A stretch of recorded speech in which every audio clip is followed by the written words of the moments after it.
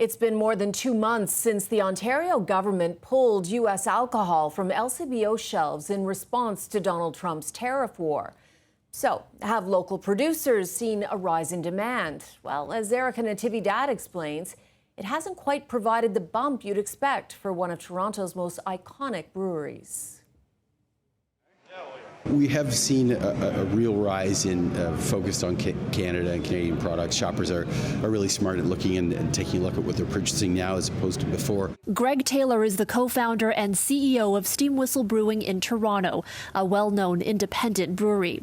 He says while the Buy Canadian movement has been a positive one for business, the provincial ban on U.S. booze hasn't resulted in the big sales boost one might think. That's because technically not all American booze is really gone. When going to the LCBO, you might see a few brands that are American that were pulled off the shelves because they come from the U.S., but most American brands actually are made here in Canada, so they're still available. So the competition is still there, but even though more Canadians are choosing local, Steam Whistle hasn't seen a significant spike in sales. And Taylor says that's less about the industry and more about consumer spending on the whole. Consumer sentiment has really changed related to tariffs. People are concerned about the future, concerned about the jobs. Can they make their mortgage payments? Still, he remains optimistic about the future, but he says in order to support local, what Steam Whistle and other independent brewers in Ontario really need is some relief when it comes to the taxes on beer. Ontario currently has the highest tax rate on craft beer in the country.